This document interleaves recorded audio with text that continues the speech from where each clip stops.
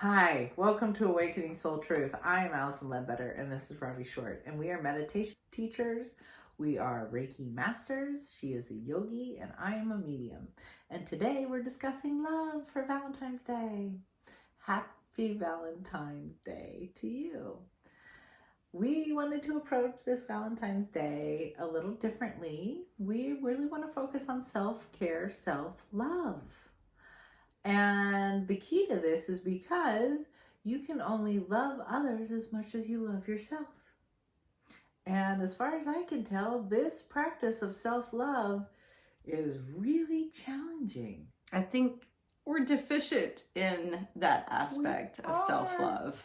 We really are. You know, as women, we're natural givers. Not, I think humanity at large tend to be natural givers. Mm-hmm. So it's important that we also give back to ourselves. And how are we giving back to ourselves is the important question. It's the key.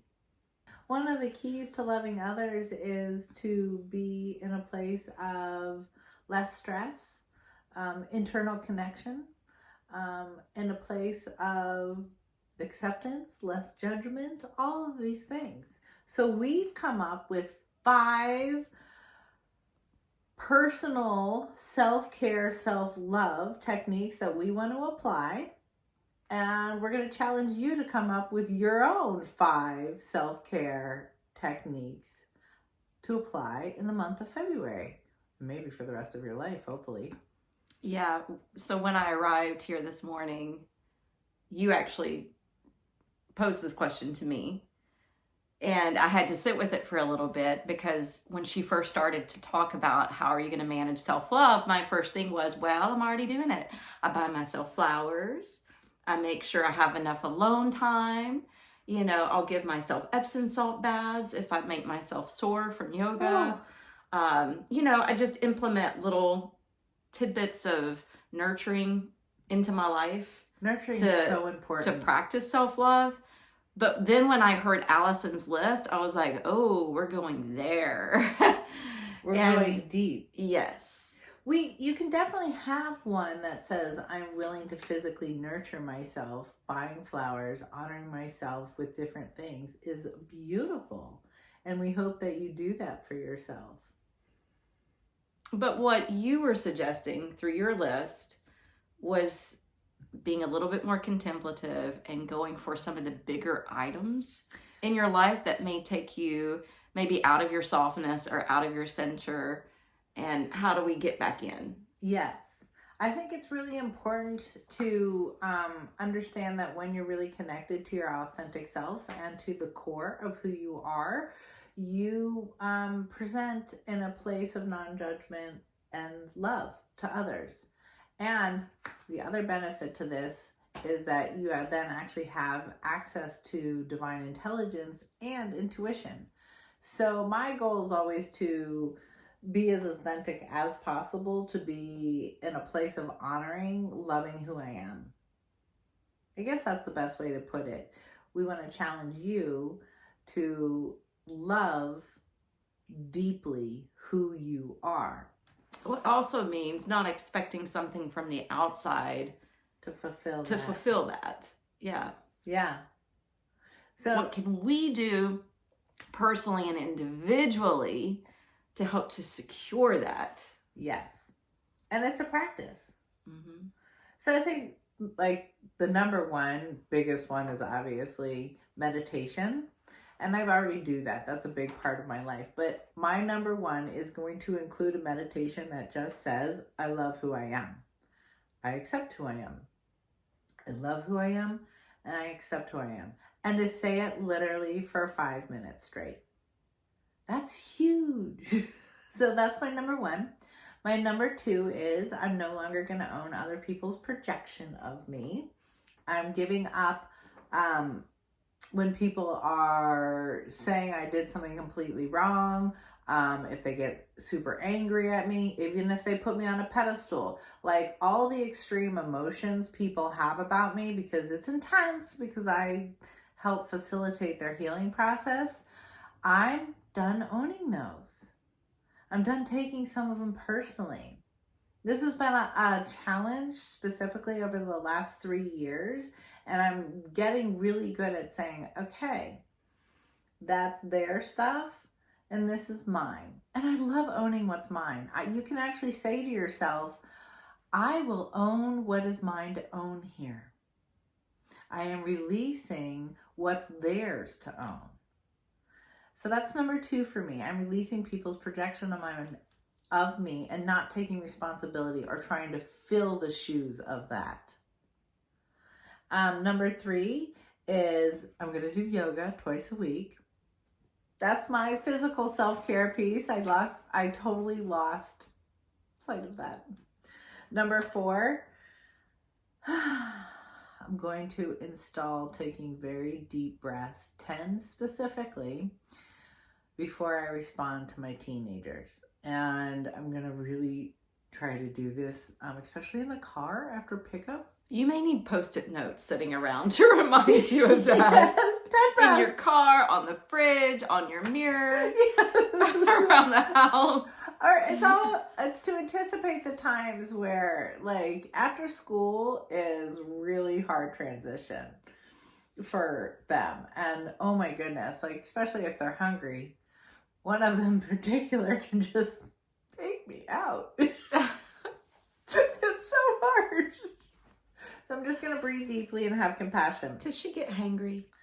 She does. I actually, have a snack bag for the 14-year-old in my car. Yes. You're a good mom. I like snack I didn't bags. have snack bags when my child was 2 and 3. Well, I mean, that's just your way. And my last one, this is the really important one. This is actually kind of up there for number 2, is I'm going to start to really work at recognizing when I'm stressed. I think I have failed at that at times, and then I dispense that stress to others. Mm-hmm. So, and that's, I think, a really typical pattern in families. Like, we're the nicest to strangers. We put on our best face. We put on our best attitude towards strangers. But at home, it's like we feel like we have a right to bark. Well, I'm really interested in having a lot of gentle communication or authentic communication. So it's a really big part of doing loving kindness inside of my home with my family. That was 5. That's amazing. So one of the things that I'm using with my family is the term consistently kind. Oh, beautiful. I wanted to come up with a word for this year, and I decided I don't want a word. I want a little bit like more of a phrase. And so when anybody is being short or sharp to the tongue, I'll just say, remember, we're trying to be consistently kind. I'm going to use that. I love that. I'm kind of imposing the consistently kind on them a little bit. But that's helpful because we want our families to heal. Yeah. Consistently kind. All right, so I have to get my list together here. So the first one I had was actually taking something from your list because I resonate with what you said so much about the projections. Mm-hmm. So I get a lot of projections as well from peers, and it's either they like me or they hate me, you know? And I'm either doing good work or they're envious or I don't know what it is. But I'm going to let go of the projection of peers. That's beautiful. And I'm not going to worry about it. Yeah. I'm just going to stay in my lane, do what I do, to accept me or not. Yeah. I'm accepting you the way you are. Mm-hmm. And my second one, I need to take that pause before, like I'm good with my teens, but I have to take that pause with my family of origin. We've been on a group text and your siblings. Yes, my siblings and my mother, ever since my dad had his massive stroke in December of 2019. And families can trigger each other and things can come up, and so I've been better about this. I've been so much better about pausing before I respond. And sometimes I just choose to not to respond until the next go round or whatever. Which takes a lot of self-awareness. That's huge. It takes a lot of self-awareness and self-control. Yeah. So that you're not being reactive. And then that's the word. We're both working on ending reactivity and moving into breath and presence. Yes. The third one I have, and I think this is really important because it's an election year. I'm not playing politics. Ooh. I really don't even have much desire to follow the politics this year. I'll just wait till November to decide whether or not I will actually vote. And I probably will in the long run, but I don't want to play politics.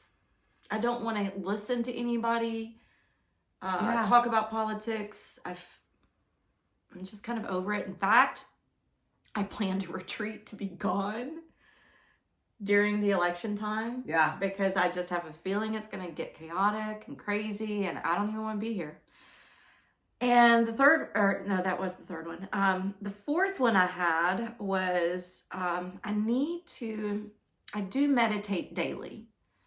Whether it's when I'm teaching my yoga classes and they're in Shavasana, I'm sitting there meditating, or I'm meditating with them as we're centering, or I may take a few moments at home sitting on my deck, or in the evenings when I'm kind of shutting down for the evening, but I don't have a regular consistent time every day. And you had said something about wanting to start a weekly practice, and we've tried this in the past, and I didn't want to respond to you right away because I really wanted to be realistic and responsible with what I was going to say. And so I really sat with it, and I thought, the evenings don't work because there's too many people in the house. There's too many distractions around, and my office is literally right next to the kitchen. So that's just not realistic. The mornings are not realistic because I have to get to work. I got to get the dogs fed. I got to get out the door. There's certain things that have to be done in the household. That I started thinking, what is consistent in my schedule is some time to myself at lunchtime every day. I need to make that time a time to meditate. And it actually excited me because I was thinking, in my yoga teacher training, we always talked about the best times to meditate is early in the morning, midday, like around lunchtime, or in the evening before you go to bed. Wow. And so lunchtime has never really been on my radar that much unless I was doing a meditation specifically through the studio. And it's like the perfect time, I feel like, especially for what we're going through this year, because at that time of day, the sun and the light is its strongest point. So it almost feels like so much light has been coming into the planet, like we've been saying. If we align with the light, and if we're kind of working with the support of that mass amount of light at that midpoint of the day, I just feel like it would be supportive. Nice. So I'm going to try that. And then we're going to meditate on the world and heal it. Yes. And we should encourage you to do the same thing, because as many people who set their intention to meditate and to set intentions on healing the earth, healing the planet, healing humanity, healing themselves, the faster it's going to happen. Yeah.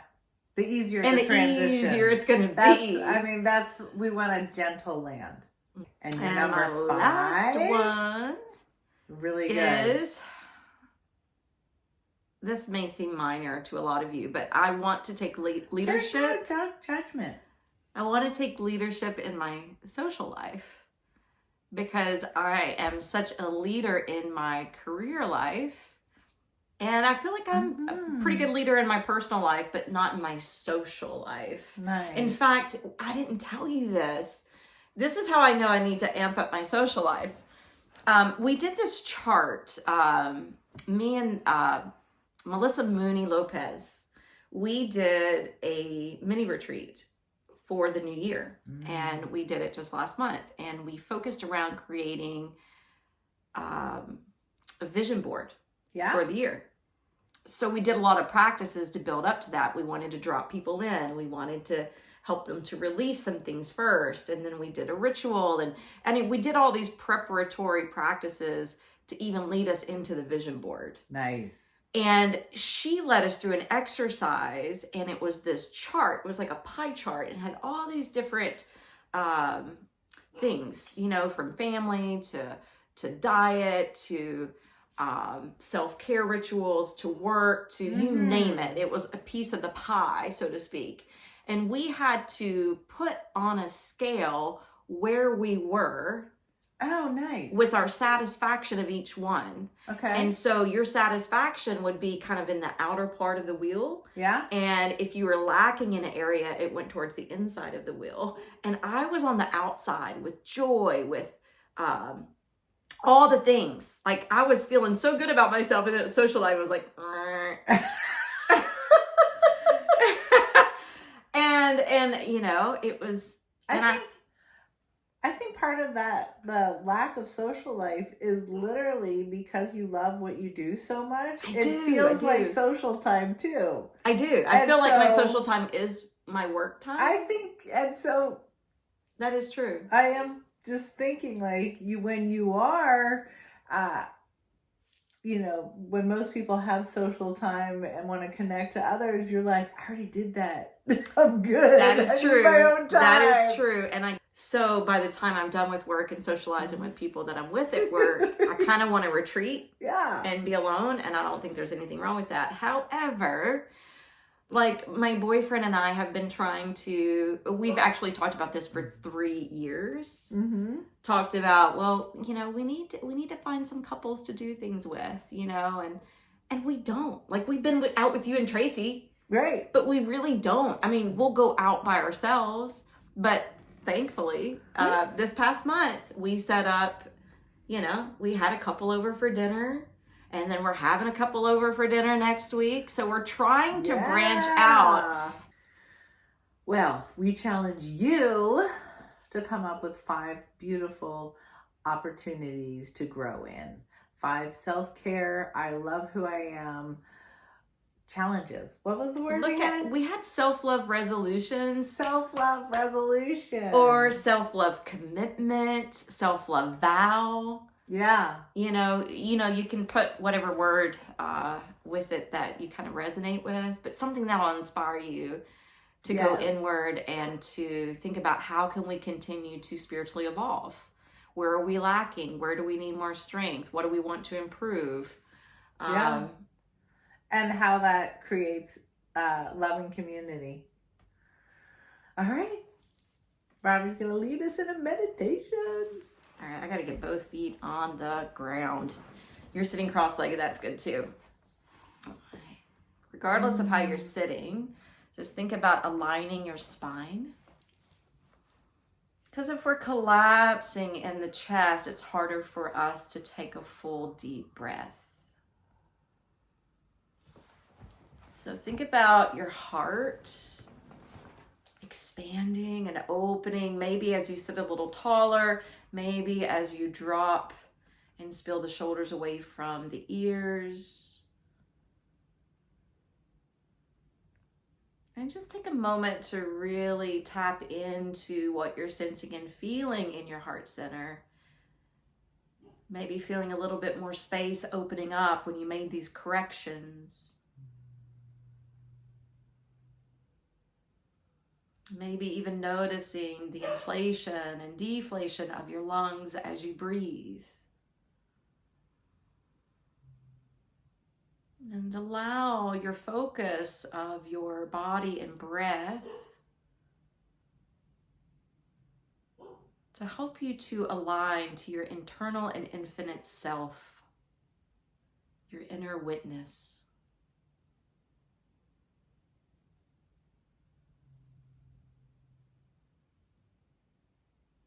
A part of you that is able to be contemplative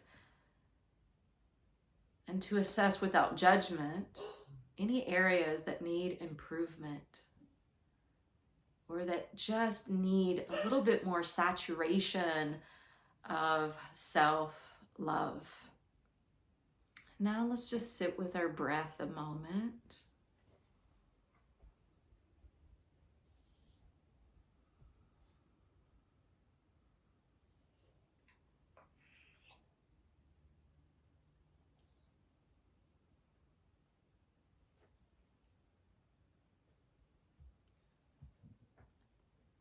And then use this affirmation and roll it over in your mind. I accept who I am. I love who I am. I accept and love all who I am.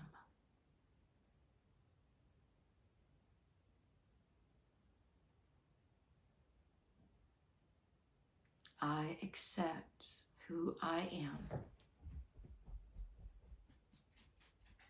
I love who I am. I accept and love all who I am.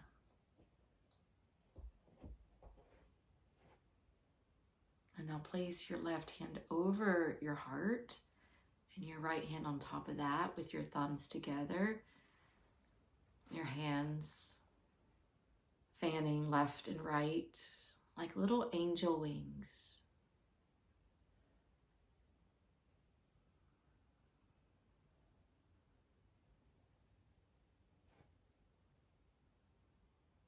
And saying it internally with a little bit more conviction in your heart.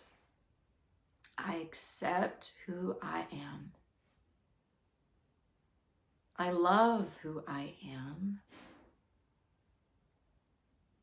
I accept and love all who I am.